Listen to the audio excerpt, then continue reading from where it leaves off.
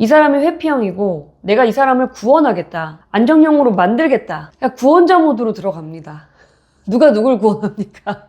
나의 연인이 회피형일 때 연애 팁 지난 영상에 이어서 얘기해 볼게요. 제가 지난 영상에서 말씀드린 것처럼 나의 연인이 회피형인지 초반에 알기는 어려운 것 같아요. 이게 애착 유형이기 때문에 애착 관계에서 드러나는 어떤 패턴이라는 거예요. 그러니까 회피형도 마찬가지로 회피형의 특징들이 관계가 깊어지는 애착 관계에서 드러나게 됩니다. 그러니까 우리가 사귀고 좀 일정 기간이 지나서 점점 친밀해졌을 때 나의 연인이 회피형인가? 이런 부분들을 이제 알아차리게 되는 거죠. 자, 그러면 바로 본론으로 들어가 볼게요. 오늘도 3가지 연애 팁을 말씀을 드릴 건데요.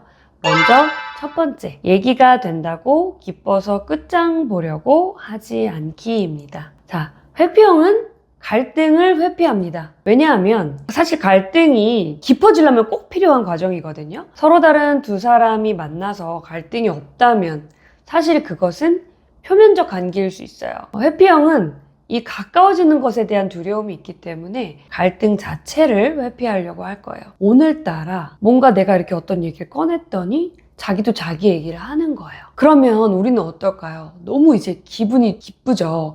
그러면서 한 번에 우리의 모든 문제를 해결하려고 하는 거예요. 이때 나는 이것도 서운했고 이런 부분도 우리가 문제가 있고 지금까지 쌓아놨던 못했던 그 얘기를 한 번에 다 하려고 하는 거죠. 회피형 입장에서는 내가 용기를 내서 두렵지만 조금 더 가까워져 볼까 했는데 연인이 나를 딱 물고 안아주는 거예요.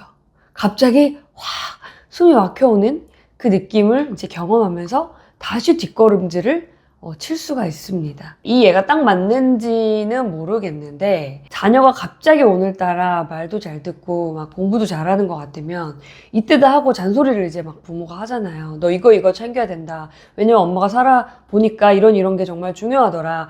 막 이러면서 쭉 이어져요. 그럼 이제 아이가 이제 막 내가 좀 해보려고 하는데 다시 마음이 좀 삐뚤어지는 거죠. 그래서 우리가 적당히 하고 좀 빠져줘야 된다. 게다가 회피형은 자신의 감정을 공유해본 경험이 거의 없다 보니까 깊은 속마음을 나눌 때 남들보다 에너지가 더 들어요. 지치는 과정이거든요. 그 대화하는 과정이. 따라서 한 큐에 우리의 문제를 해결하려고 하지 말고 적절히 나눠서 이야기를 하시는 것을 추천을 드립니다. 두 번째. 상대가 한 행동이 내가 바라는 좋은 행동이었을 때가 있어요. 그때는 그 부분을 놓치지 않고 공을 들여서 긍정적 강화를 해주시면 좋습니다. 실제로 회피형이 노력해서 한 행동일 수도 있고 무심코 한 행동이었을 수도 있어요. 근데 그때 나는 너가 이렇게 행동을 해주니까 엄청 따뜻하게 느껴져. 엄청 사랑받는다고 느껴. 고마워. 이런 식으로 애정을 좀 담백하게 표현하시면 좋은 게 회피형은 인정을 받는 거가 굉장히 중요하기 때문이에요. 잘한 행동에 대해서 그거를 딱 붙잡아가지고 인정해주면서 내가 원하는 행동들이 강화될 수 있도록 해보는 거죠. 다만 여기서도 말이 길어지면 안 돼요. 근데 나는 예전부터 이런 게 항상 서운했었고 오늘 한 번만 이러다가 또 너가 안 할까봐 걱정돼 막 블라블라블라 딥하게 들어가는 것은 지양하는 게 좋습니다. 그러니까 오늘 그냥 너가 한 행동이 있었는데 그 행동이 굉장히 나한테 좋았다, 잘했다, 고맙다, 끝. 이렇게 해주시는 거죠.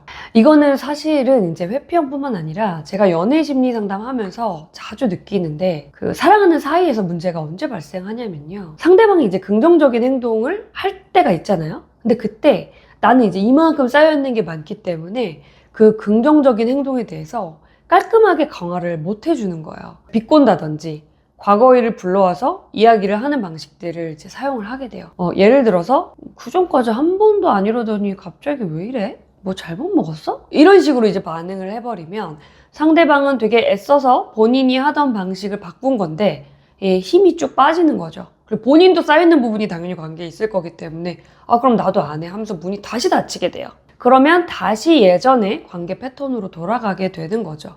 물론 쌓인 게 많기 때문에 당연히 이제 이런 반응들을 하는 게 충분히 이해가 가기는 해요. 그렇지만 우리가 궁극적으로 관계를 선순환 구조로 돌리는 데는 긍정적이지 않다라는 것은 기억하실 필요가 있습니다. 자, 세 번째, 회피형의 한계를 인정하고 받아들이는 태도가 필요합니다. 우리가 어떤 사람을 선택했어요. 나는 당신을 이제 사랑하기로 선택을 했습니다. 그 사람이 이제 알고 봤더니 회피형이에요. 근데 너는 왜 회피형이냐, 변해야 돼 라고 하는 거는 그 사람에게는 이제 너무 힘든 일인 거죠. 상담에서도 사실 애착유형을 변화시키는데 상당한 시간이 소요되거든요.